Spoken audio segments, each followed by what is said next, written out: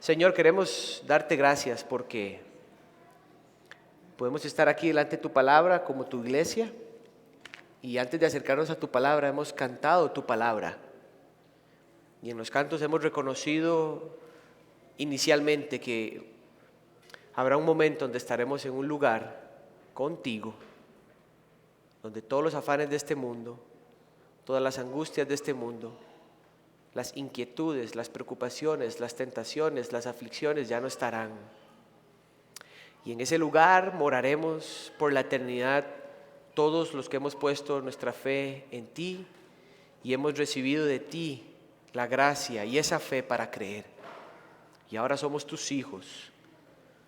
Y eso es posible exclusivamente, que fue la segunda canción que cantamos, por ese gran misterio de nuestro gran Dios encarnado en una cruz, donde nos perdonó, donde nos redimió, donde nos justificó. Y ahora por Él tenemos seguridad en nuestra vida.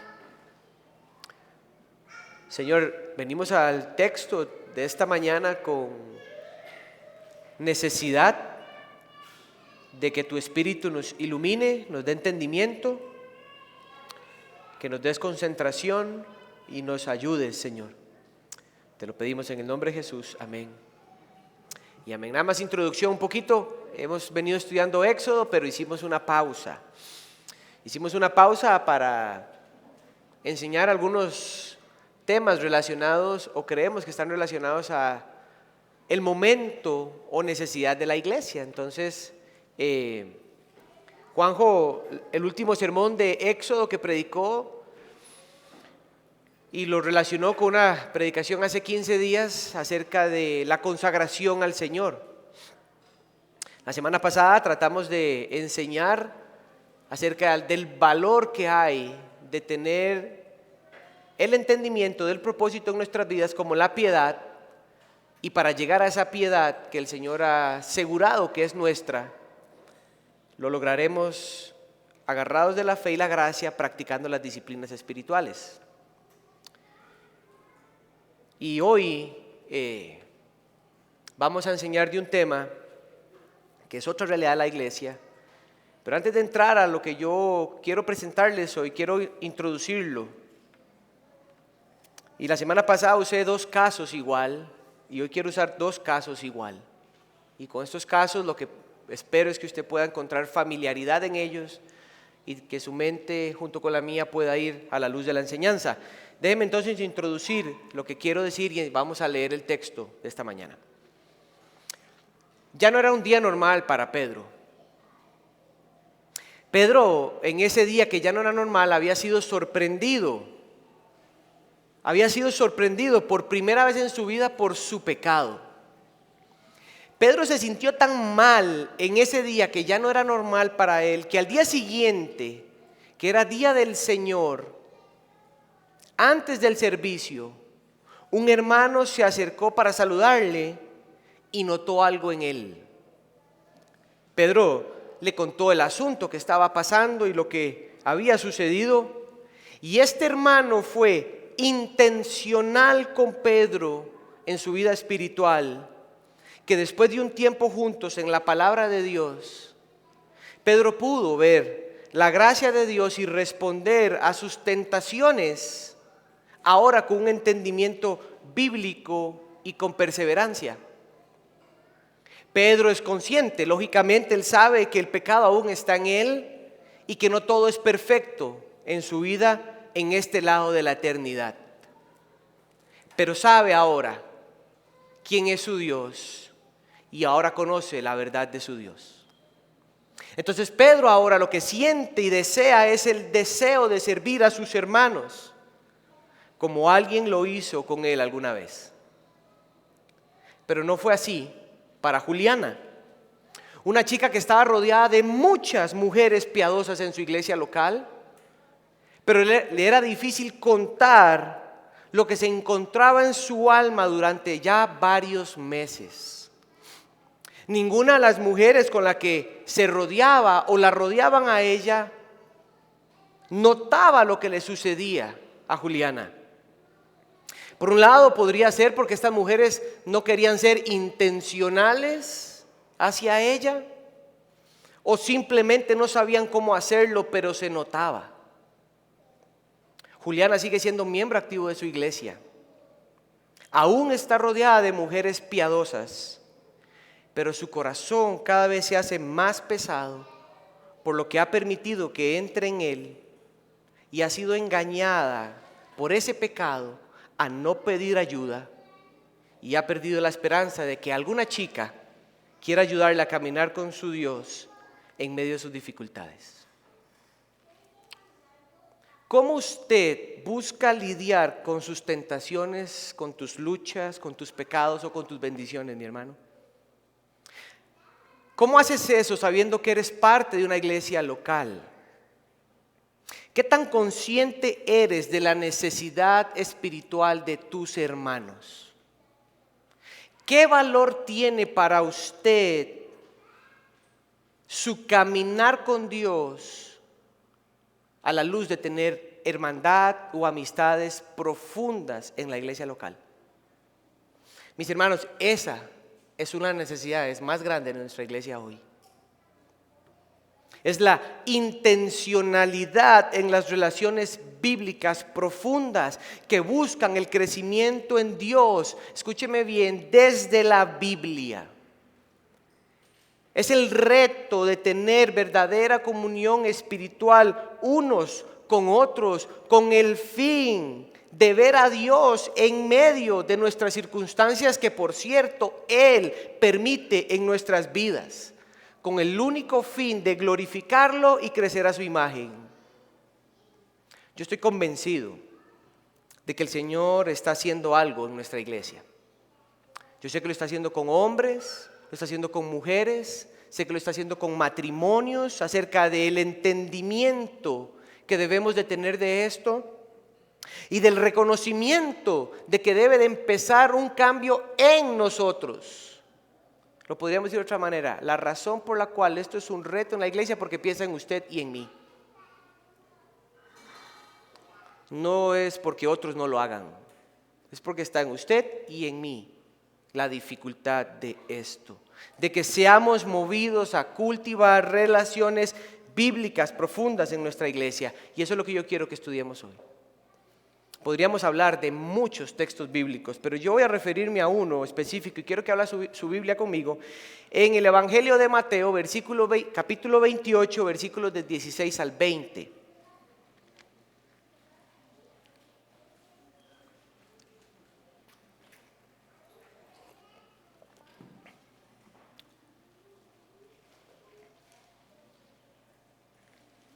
Mateo 28, del 16 al 20.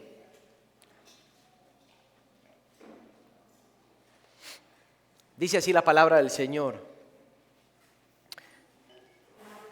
Pero los 11 discípulos se fueron a Galilea, al monte que Jesús les había señalado. Cuando ellos lo vieron a Jesús, lo adoraron. Pero algunos de ellos dudaron, vacilaron, tenían temor. Acercándose Jesús les dijo, noten esto: toda autoridad me ha sido dada en el cielo y en la tierra. Vayan y hagan discípulos de todas las naciones, bautizándolos en el nombre del Padre, el Hijo y del Espíritu Santo. Verso 20, enseñándoles a guardar todo lo que les he mandado. Y recuerden, yo estoy con ustedes todos los días hasta el fin del mundo. En primera instancia usted puede notar que habla de 4 todos: toda autoridad, toda nación, todo lo que les he mandado, yo estoy con ustedes todos los días. Son 4 todos. Lo otro que usted puede notar es que son 11, pero empezaron 12 discípulos. Lo que eso quiere decir, Mateo cuando escribe el Evangelio, es que uno se quedó atrás. Lo tercero es que usted puede notar que estos discípulos estaban asustados, temerosos, dudaban. La palabra realmente lo que transmite es que vacilaban, y no es que bromeaban, es que en sus corazones se sentían no seguros. Y ya vamos a explicar un poquito de eso, pero noten algo más, que aún sintiéndose así, porque no fue hasta que lo vieron, estos hombres habían negado al Señor Jesús y Jesús los llamó a mandar para hablar con ellos. Por eso es que tenían temor, por eso es que vacilaban, por eso es que temían y dudaban, porque cada uno sabía que algunas semanas atrás, días atrás, habían negado al hombre con el que habían estado por 3 años caminando. Muchos de ellos habían dicho, tú eres el Hijo de Dios. Otro de esos había dicho, yo moriré contigo, tú no tienes que lavarme los pies, como decía ahora Dani cuando leía Juan 13. Uno de esos enviaron a su mamá para que le dijera a Jesús, y no será, Señor, que puedes poner a mis hijos a la par tuya cuando estés en tu gloria. Uno de esos hasta este punto había dicho, yo no voy a creer hasta que yo no meta el dedo y toque la llaga. Cuando yo veo este texto, esta es la idea que yo quiero que aprendamos hoy. Jesús, con toda su autoridad divina, nos ha encomendado a una vida de discipulado unos a otros. Y nos ha dado una promesa de estar con nosotros en medio de esa encomienda. Jesús con su autoridad nos dio una encomienda, y la encomienda es hacer discípulos, discipulado unos a otros. Y mientras nosotros hacemos eso, Él prometió algo, Él prometió estar con nosotros. Yo no voy a referirme a este texto como la idea que usted pueda tener de misiones. Yo respeto eso, pero el texto no está hablando de misiones. El texto está hablando de la iglesia. Y la iglesia en su ADN comparte el evangelio en todo lugar, toda lengua, toda nación. Entonces no vean este texto como, vamos a hablar de misiones, eso le toca a los misioneros. Pues no puede ser así, porque Jesús no tenía en mente eso. Jesús tenía en mente a su iglesia. El contexto es, Jesús acaba de resucitar. Y Jesús con toda su intencionalidad manda a llamar a sus discípulos.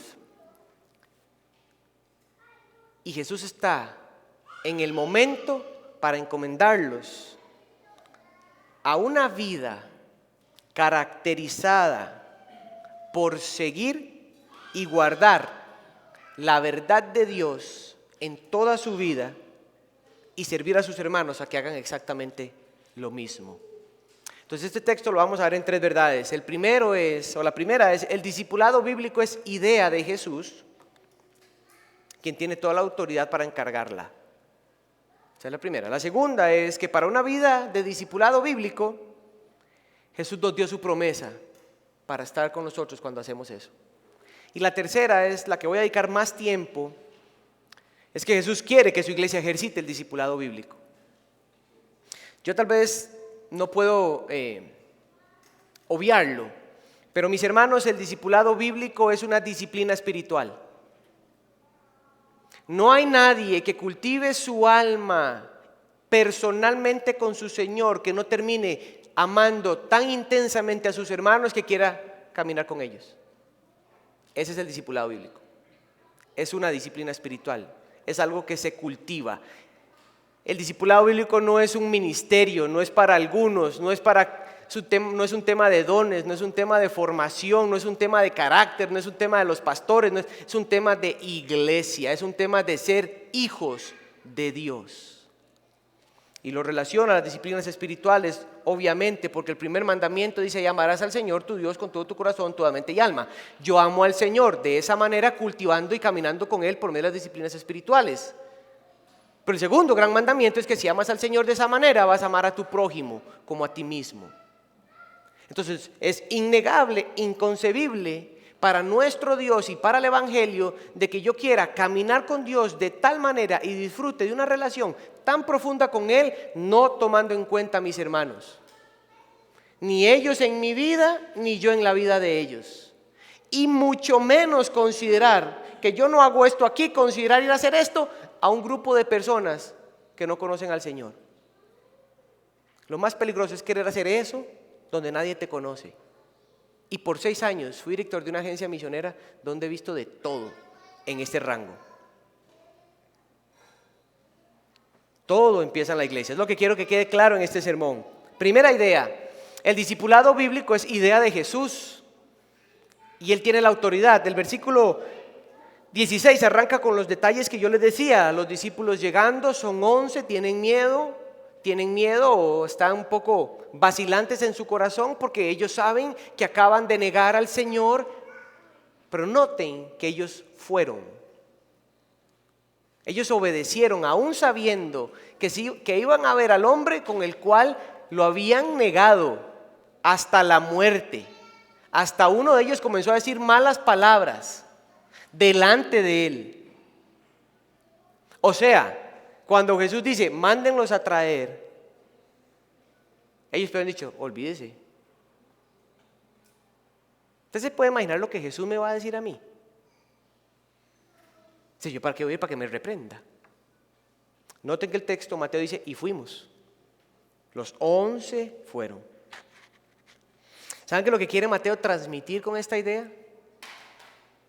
Es que los discípulos que han de convertirse en los apóstoles de Jesús no son más que hombres débiles, hombres frágiles, hombres que su amor por su Dios no se sostiene si no fuera que su Dios los amó primero. Mis hermanos, es exactamente su caso y el mío. Nosotros somos hombres frágiles, débiles, necesitados. Nosotros no podemos amar a Dios como usted y yo queremos amarlo, pero lo amamos de tal manera y de manera segura porque Cristo nos amó primero. Nuestro amor por Dios se sostiene en su amor primero por nosotros.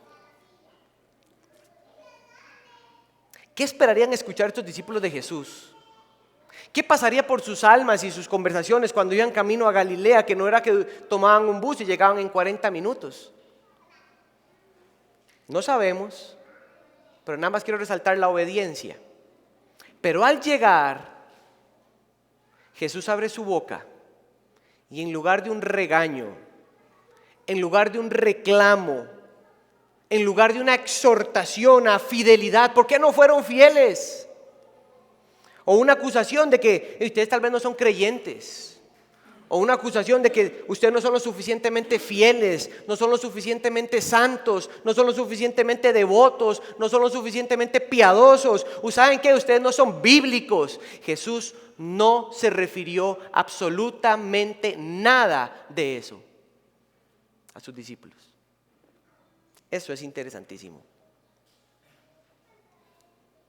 Lo que Mateo dice es que Jesús abrió su boca y mencionó que su obra salvífica y redentora era la confirmación de su autoridad dada por el Padre para que ellos fueran encomendados a una vida espiritual que tendría la meta de en primera instancia, una piedad personal, pero en segunda instancia, proclamar dedicadamente su verdad. Dedicados a enseñar su verdad, dedicados a consolar con su verdad, a animar con su verdad, a instruir con su verdad, a aconsejar desde su verdad a todas aquellas personas que creerían en el mismo Señor que ellos. Eso fue lo que Jesús usó cuando abrió su boca. Estamos hablando de una autoridad que Jesús da a sus discípulos. Mi hermano, lo que yo quiero que usted y yo entendamos es que esto no es negociable. La vida de discipulado, de relaciones profundas que buscan al Señor en cada área de nuestra vida, desde una iglesia local, no es una decisión que usted puede rechazar. Porque Jesús la dio, esa autoridad de Él. Déjeme entonces definir lo que es discipulado bíblico.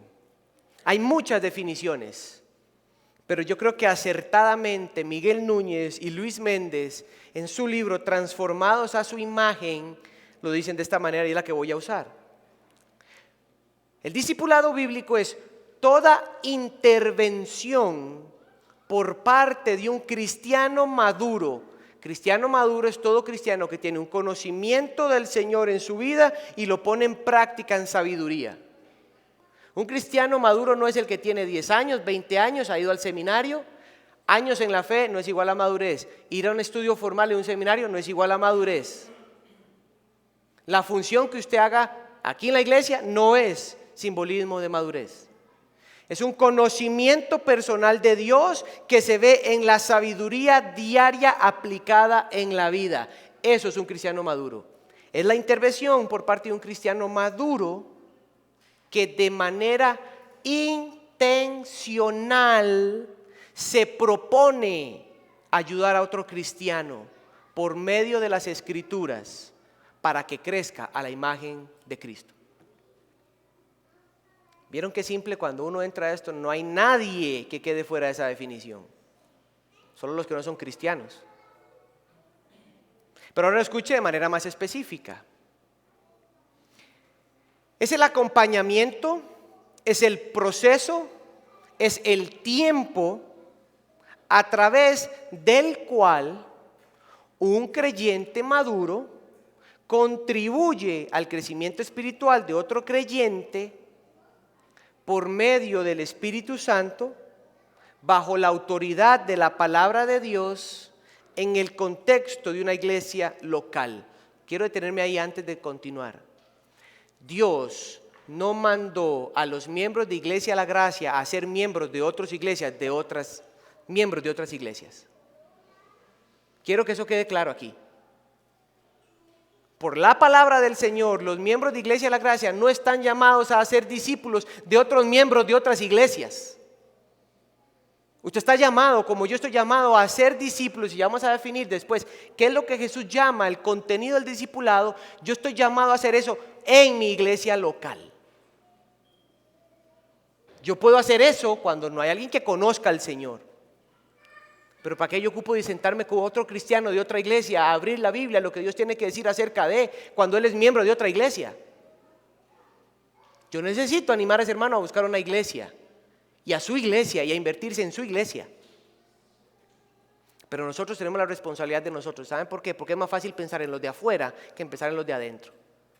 Es como cuando usted y yo fuimos creados en un ejercicio donde nuestra familia tal vez no es la más ordenada, y preferimos ayudar a los de afuera que ayudar a la misma familia de adentro.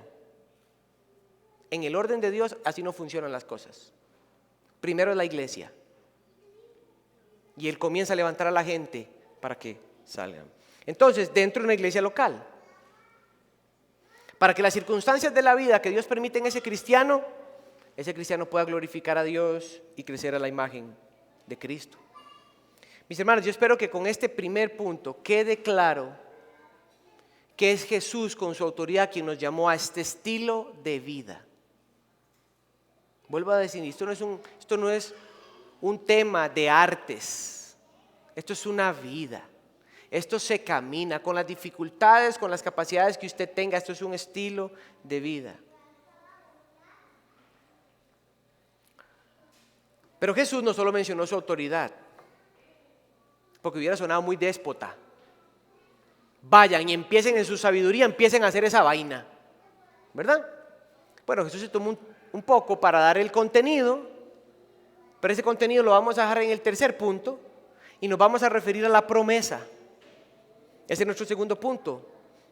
Para una vida de discipulado bíblico, Jesús prometió estar con nosotros. Vean el verso 20. Jesús dice, enseñándoles a guardar todo lo que les he mandado. Ahorita vemos esa parte. Y recuerden, oigan estas palabras, y recuerden, yo estoy con ustedes todos los días hasta el fin del mundo. Lo que hacen estas palabras valiosas para nuestra enseñanza es que los discípulos tuvieron que haberse visto a ellos mismos cuando Jesús les dijo, vayan y hagan esto. Ellos tuvieron que haberse visto a ellos mismos y reconocer que esa tarea dependiera de ellos era imposible. Es el reconocimiento de que si ellos no pueden por sí mismos cultivar sus vidas en el Señor, si no es por el Señor, menos imaginarse que pueden ayudar a un hermano a enseñarle a seguir a Jesús. Así que el recordar en estos discípulos, apóstoles y para nosotros hoy de que Jesús estaría con nosotros en todo momento, nos recuerda dependencia del Señor, seguridad, valentía, confianza. Es la seguridad que usted y yo tenemos de que la obra es de Jesús. Los frutos en nuestra vida y en la vida de nuestros hermanos es de Jesús. El cambio en el corazón es de Jesús. ¿Saben lo que eso produce? Un confort y alivio. Pero ¿saben además qué significa esto? Que el servicio espiritual del discipularnos los unos a los otros, una amistad bíblica, el acompañarse bíblicamente, como usted quiera llamarle, el tener una relación profunda con un hermano de mi iglesia, abrir la Biblia y que Dios nos hable para saber cómo seguirlo a Él en medio de este mundo caído donde no hay esperanza. Ese ejercicio, mi hermano, usted y yo necesitamos recordar que nuestro Señor está con nosotros. ¿Saben por qué? Porque ese ejercicio no es visible públicamente. Nadie ve ese ejercicio, solo uno, y es el que más importa, el Señor. Padres, ese discipulado que ustedes hacen, nadie los ve, pero lo ve el más importante. Mis hermanos, los que están juntos, nadie los ve, pero lo ve el más importante, nuestro Señor. Eso es lo que los discípulos necesitaban recordar también y nosotros recordamos también. Este ejercicio de tener una amistad y luchar contra el pecado juntos desde la Biblia pasa desapercibido delante de los ojos de los hombres. Pero oigan lo que el autor de los Hebreos le dijo a la iglesia: porque Dios no es injusto para olvidarse de la obra de ustedes. El amor que han mostrado hacia su nombre, habiendo servido y sirviendo aún a los santos. Esa es una fidelidad a la que el Señor nos llamó. Los discípulos debían de ser simplemente fieles mayordomos de las verdades de la palabra del Señor. Fieles al amor al Señor en sus vidas personales. O sea, lo que quiero decir también es que discipularse bíblicamente, porque yo lo ejercite, no me da derecho a sentirme más piadosos que otros, porque eso sería una obra. ¿Recuerdan cómo definimos la piedad la semana pasada? Santidad, ¿verdad? Crecer a la imagen de Jesús, crecer al conformidad a Jesús, y eso es obra del Señor. El discipulado es fruto de mi caminar con Dios. No es algo que yo hago para ver si logro tener intimidad con Dios. No. Yo tengo mi caminar con Dios y como fruto yo quiero estar con mis hermanos. Y en esa relación puede haber un hermano que necesite. Y ahí es donde funciona. Pero ambos estamos llamados a depender del Señor. Las palabras finales, yo estaré con ustedes todos los días, serían las palabras que deberían de recordar cuando las cosas no son tan sencillas.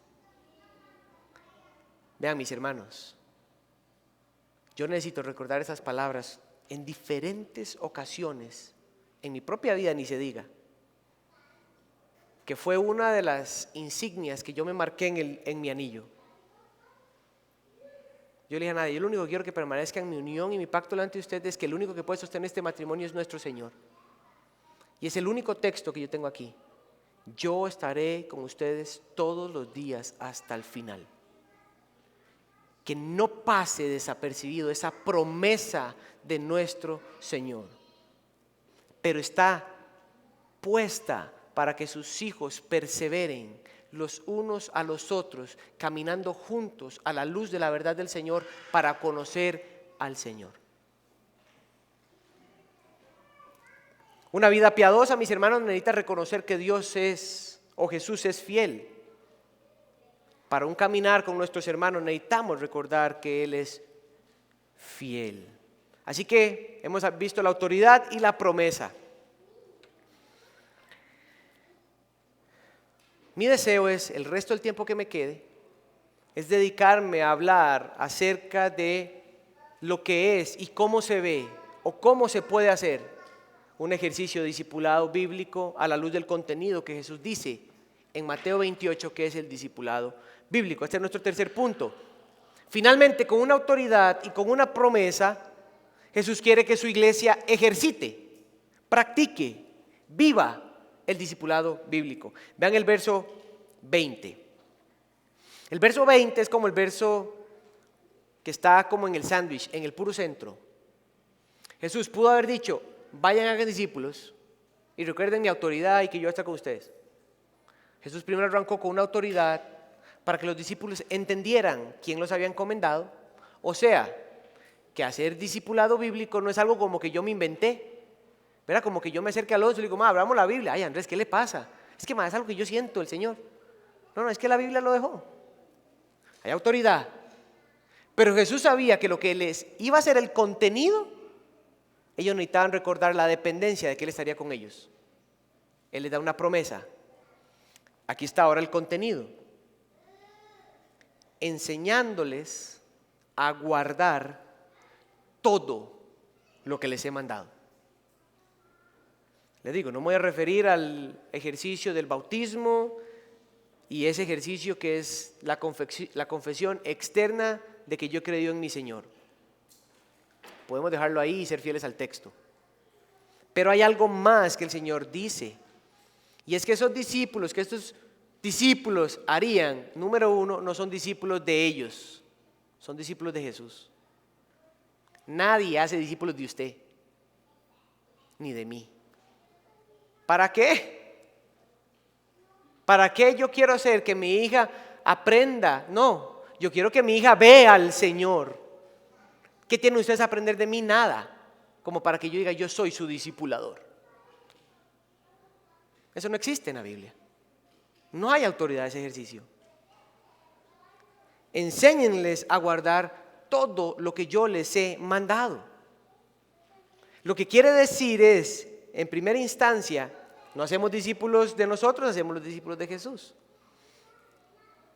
En segunda instancia, hay que hacer por lo menos tres observaciones a ese texto.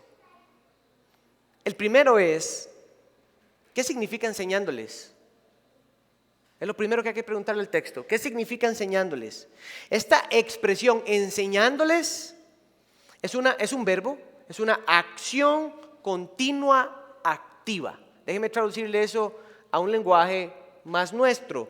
Eso significa que mientras usted y yo estemos en este lado de la eternidad, cada uno de nosotros necesitará que se nos continúe enseñando las verdades de Dios en Cristo para crecer en piedad.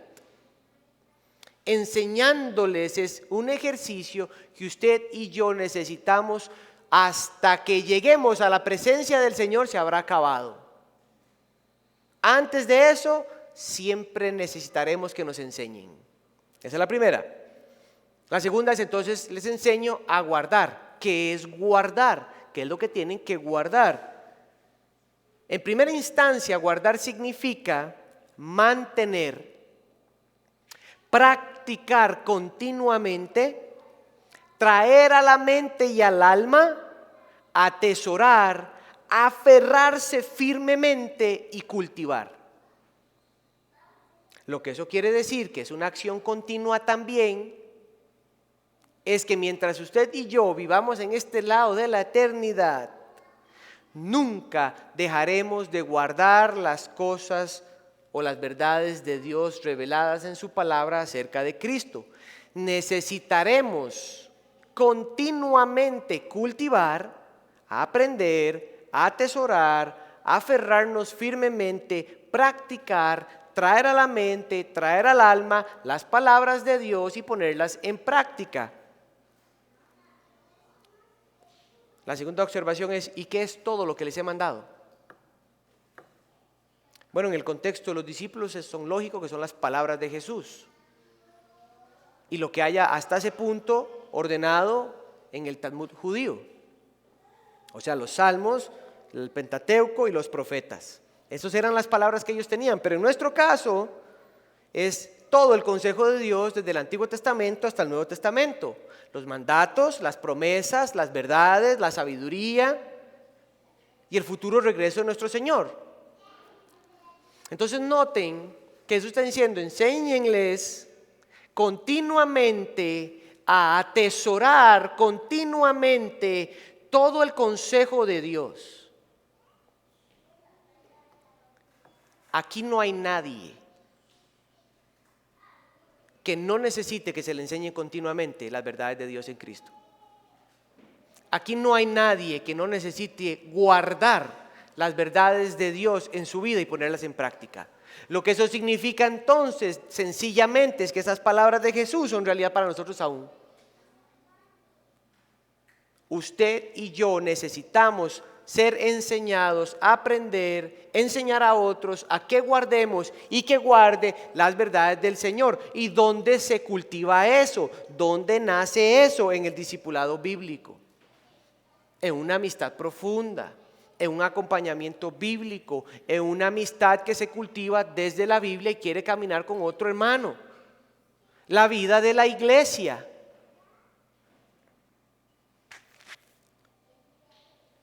Pero no solo Jesús lo dijo. Pablo lo dijo 3 veces en diferentes cartas a diferentes iglesias de diferentes maneras. A los romanos en el capítulo 15, versículo 14, le dijo, yo estoy convencido. ¿Y de qué estás convencido, Pablo? De que ustedes, los romanos, judíos y gentiles, en el Señor, ¿verdad? Están completamente capacitados de todo conocimiento. O sea, que ellos conocen al Señor y viven al Señor. De toda bondad, un carácter amoroso hacia los hermanos. Y de conocimiento llenos del Espíritu, para que se aconsejen y se enseñen los unos a los otros. O sea, el apóstol está convencido de que la iglesia tiene todo lo que Dios le ha dado para que comiencen a hablarse la verdad del Señor los unos a los otros. Y no le está hablando a los pastores ni a algún tipo de liderazgo inventado por los hombres, como discipuladores o algo así. Colosenses 3:16, Pablo le dice a la misma iglesia que la palabra de Cristo habite en ustedes. ¿Quiénes son ustedes? Toda la congregación. Y que cuando la palabra de Cristo habite, more, hayan ustedes cantos espirituales, se abren la verdad en amor. Nuevamente, de otra manera explicada. Y una tercera vez, Pablo se la hizo a la iglesia de Tesalónica en el capítulo 5, versículo 14. Pablo le dijo a la iglesia, e instruyan o reprendan al perezoso. Animen al que está desanimado, sean pacientes con todos. ¿A quién le está hablando? A la iglesia. Entonces, nosotros estamos en un ejercicio por estos 3 textos bíblicos y Mateo 28 a hacer un ejercicio de hablarnos la verdad de Dios los unos a los otros. Eso es innegable. Eso es innegable. Mis hermanos, cada uno de nosotros necesita esto.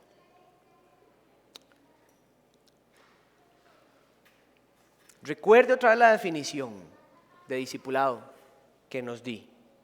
Toda intervención por parte de un cristiano maduro que de manera intencional se propone ayudar a otro creyente por medio de las Escrituras para que crezca la semejanza de Cristo.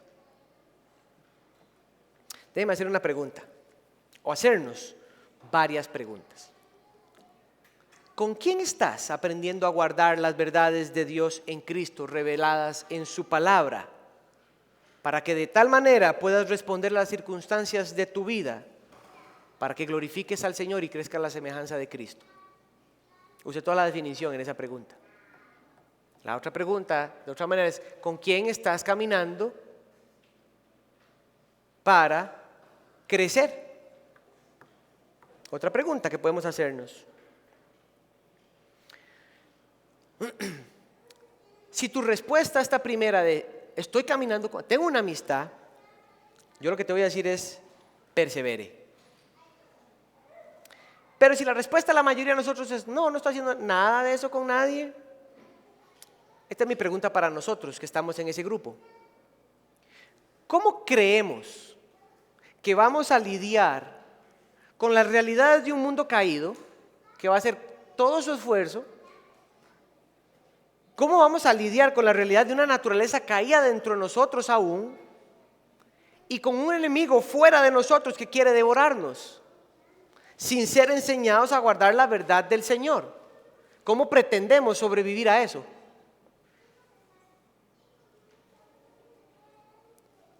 Y si tu respuesta es que lo estás haciendo con otros, ¿te has dispuesto a servir a tus hermanos para que ellos crezcan también? Lo que yo estoy buscando con estas preguntas es que entendamos, iglesia, que creamos, que practiquemos el discipulado bíblico como congregación. Esto le da yo la ilustración a los hombres, que es como que yo diga en este tema, yo creo que tomar agua es buena. ¿Y usted toma agua, Andrés? No. Entonces usted no cree que el agua es buena. Es exactamente lo mismo. Usted puede decir, ahí está la Biblia, yo lo creo, y usted lo hace. No, entonces usted no lo cree. Por eso digo que es una realidad en nuestra iglesia. Porque en Iglesia de la Gracia los miembros, ninguno, estoy seguro, ninguno va a negar el texto bíblico. Pero yo no ocupo negar el texto bíblico diciendo que ahí está. Yo puedo negar el texto bíblico no viviendo el texto bíblico. Esto es real en nuestra iglesia. Entonces, yo le pido al Señor, mis hermanos,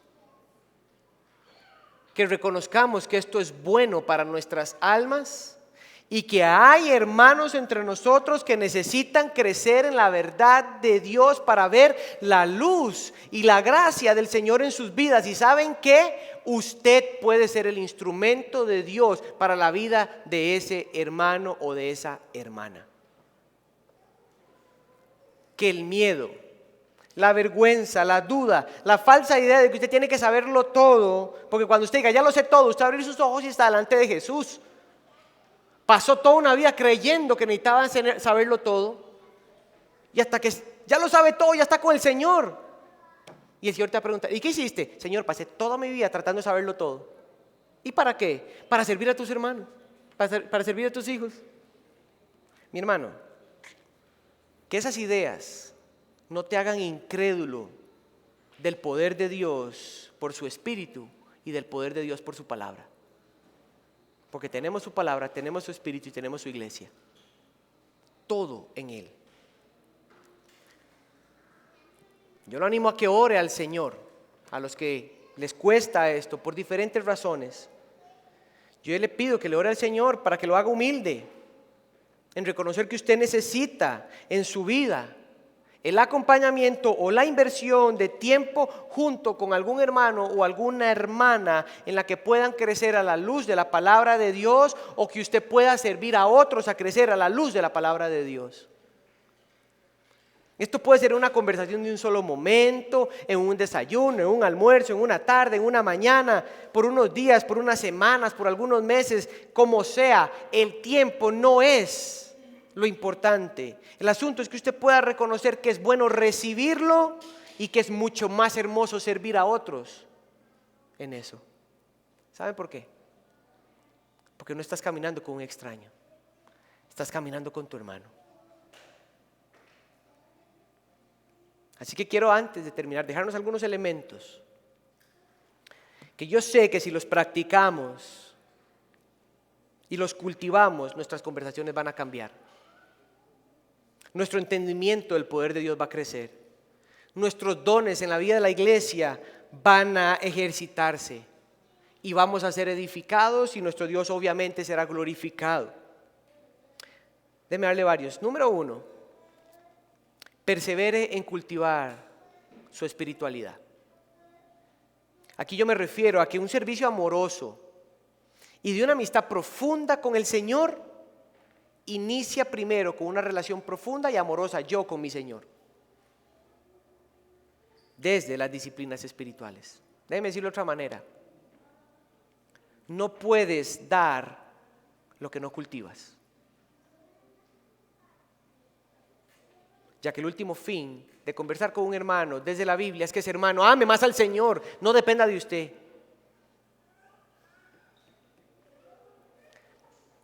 Número 1, entonces, cultiva tu espiritualidad, las disciplinas espirituales. Número 2, cultiva la amistad, conoce a tus hermanos. Iglesia, necesitamos ser accesibles.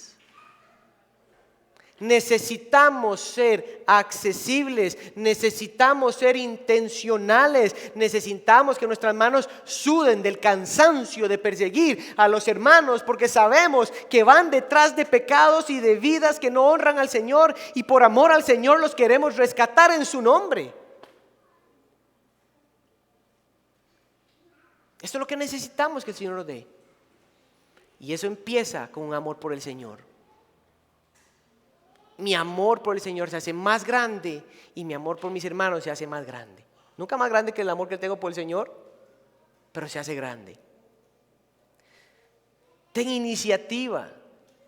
Déjate que los hermanos se acerquen. Puede ser en un almuerzo, en un café, en una casa, en un lugar donde los haga sentirse cómodos. Número 3. Esfuércese por entender la dificultad, la tentación, el pecado, la bendición en la que tu hermano está. Esfuércese. Haga preguntas sinceras. Trate de entender su vida, de dónde viene, por qué llegó ahí, cómo conoció al Señor. Y de esa manera la amistad se cultiva en un fundamento mucho más profundo que simplemente si usted es sapricista o liguista. O si a usted le gusta comer pizza o no, eso es bueno en una primera instancia, pero no se puede quedar ahí para toda la vida. O por lo menos hasta el regreso de Jesús, aquí en Iglesia La Gracia. Preguntas como, ¿qué estás viviendo? ¿Cómo llegaste ahí? ¿Qué has hecho hasta ahora? ¿Qué crees que tienes que hacer? ¿Qué crees que puedes hacer para que eso cambie? Preguntas como esas. Número 4. Yo cultivo mi relación con Dios, mi espiritualidad. Yo conozco a mis hermanos, quiero tener amistad, yo quiero ser accesible, yo quiero que mis hermanos entren en mi vida, ¿verdad? Yo esfuerzo, cuando eso pasa, yo quiero esforzarme por entender su vida. Y el otro se va a esforzar, ¿por qué? Por entender mi vida, porque estamos aplicando lo mismo. Y cuando estamos ahí, esto es lo que más me gusta, procure enseñarse a usted mismo a traer esperanza. Mi hermano, tu hermano necesita oír a su Señor. Y digo esperanza porque es muy fácil nosotros comenzar a escuchar a la persona y saber que bueno, eso es pecado, eso hay que hacerlo así, eso hay que hacerlo allá. Y empieza el deseo de las obras. Iglesia, en el discipulado bíblico de nuestro Señor Jesucristo, aquí en Mateo 28, el fundamento es la palabra del Señor. Es la autoridad de la Biblia. Pero una de esas formas es trayendo esperanza bíblica a nuestros hermanos. Que ellos puedan recordar quién es Dios, por qué Dios hace lo que hace. Salmos como el 121, verso 1 y 2, donde el salmista dice, ¿de dónde viene mi ayuda? ¿De Andrés? No, del Señor. O Romanos 15, 13, donde Pablo dice, y el Dios de la esperanza los llene con todo gozo y paz en el creer para que abunden en esperanza. Recuerda traer esperanza. Otro elemento. El problema tuyo y el mío y el de nuestro hermano está en el corazón. Está en el corazón. Jesús dijo en Mateo 7, 20, 23 que el problema del hombre es en el corazón. De ahí salen todos los pleitos, las chichas, el orgullo, lo que usted brote y lo que de mí brota y de lo que nuestro hermano va a brotar está en el corazón. Y cuando en esta amistad profunda nosotros nos sentamos y abrimos la palabra del Señor, queremos que esa palabra de Dios sea lo que dice el autor de los Hebreos en el capítulo 4, versículo 12, que es una espada que entra hasta lo más profundo del alma de ese hermano o la nuestra. Ahí es donde queremos que entre, porque ahí comienzan los pensamientos, los afectos, las acciones. Y el problema más grande de nuestro corazón, mis hermanos, es que nosotros tenemos deseos por otras cosas más grandes que un deseo por Dios. La razón por la cual usted y yo pecamos en lo que usted y yo pecamos es porque amamos más eso, porque pecamos que a Dios. Tenemos deseos más grandes por cosas creadas que por el Creador. Por eso empezamos con el entendimiento del alma. Número 6, ¿se acuerdan que hablamos de traer esperanza? Ahora vamos a cambiar eso, ya no vamos a traer esperanza. Porque si usted sigue con la esperanza, usted se va a volver un alcahueta. Hay que traer instrucción bíblica.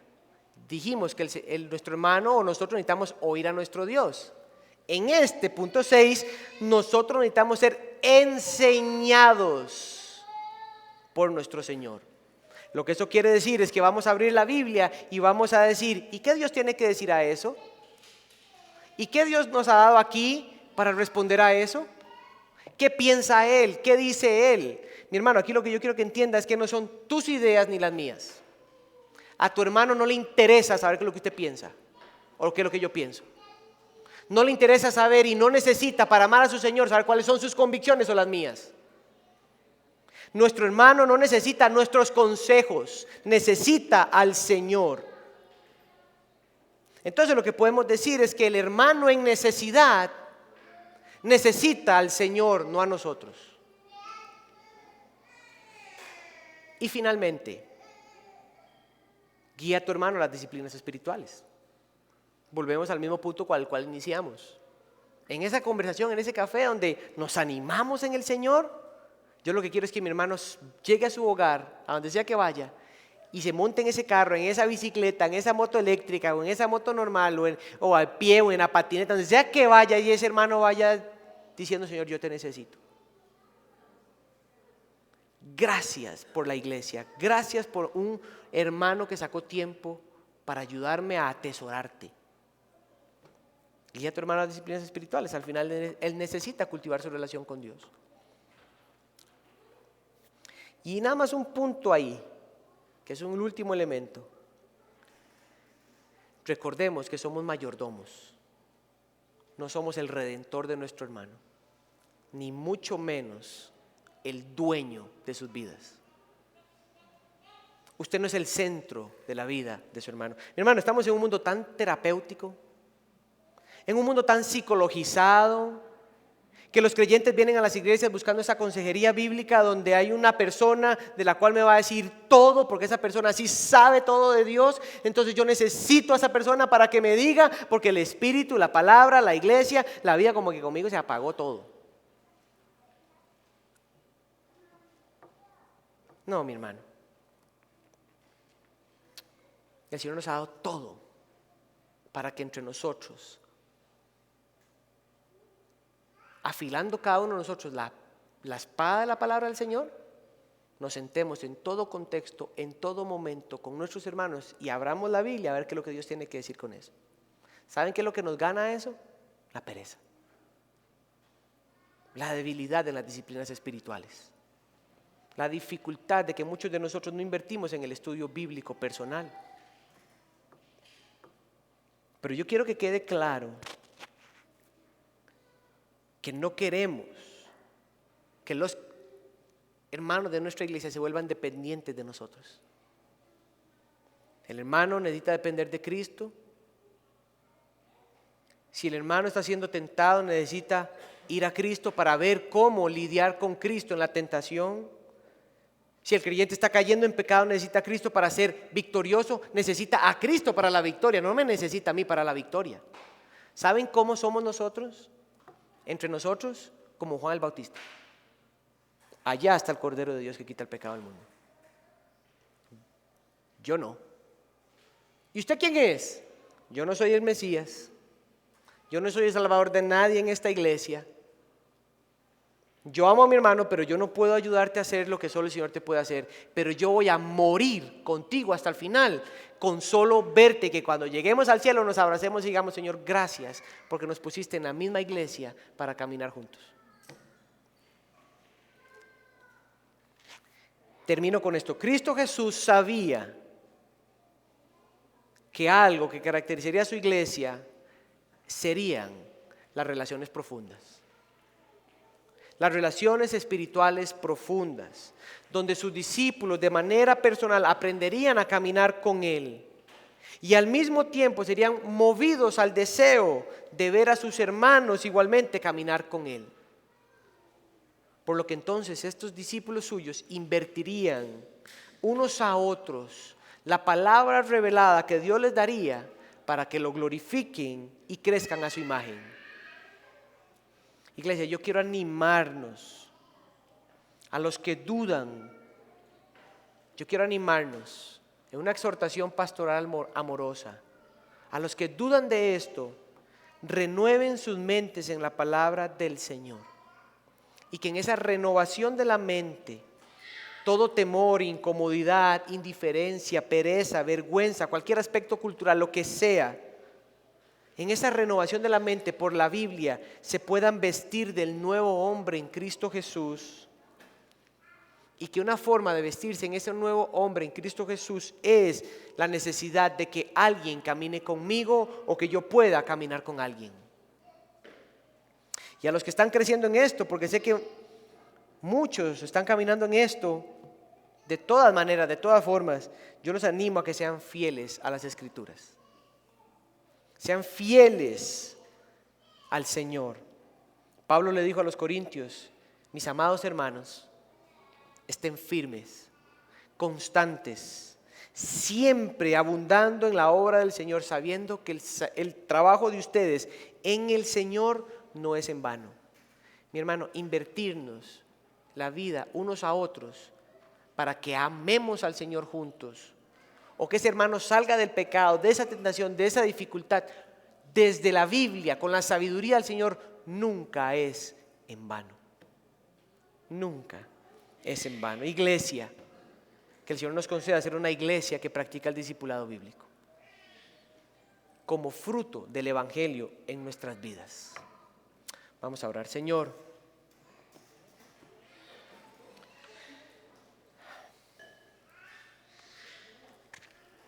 sé que puede haber mucha información en nuestra mente, pero que quede en ella que tú nos has dado todo en Cristo, tu gracia, tu espíritu, tu palabra, la justificación, la santificación, para tomar tu palabra que es verdad en medio de nuestra iglesia y crecer en una hermandad profunda con el paso del tiempo, con perseverancia, con amor por ti, de tal manera que podamos abrir tu palabra en diferentes momentos, unos a otros, donde de ella brote el agua viva para nuestras almas. Y que se cultive en nuestra mente y en nuestro corazón un deseo mucho más profundo por ti. De tal manera las aflicciones de este mundo ya no son tan grandes como se veían al principio. Los temores ya no son tan grandes como se veían al principio. Y los pecados que parecen haberse adueñado de nosotros ya no son lo que parecen que eran, porque han sido derrotados en la cruz del Calvario. Señor, dependemos de ti. Obra en nuestra vida conforme a tu gran misericordia, y que el canto que vamos a entonar sea respuesta a la gratitud y al deseo de pedirte que nos ayudes a crecer en esto. Te lo pedimos en el nombre de Cristo Jesús. Amén.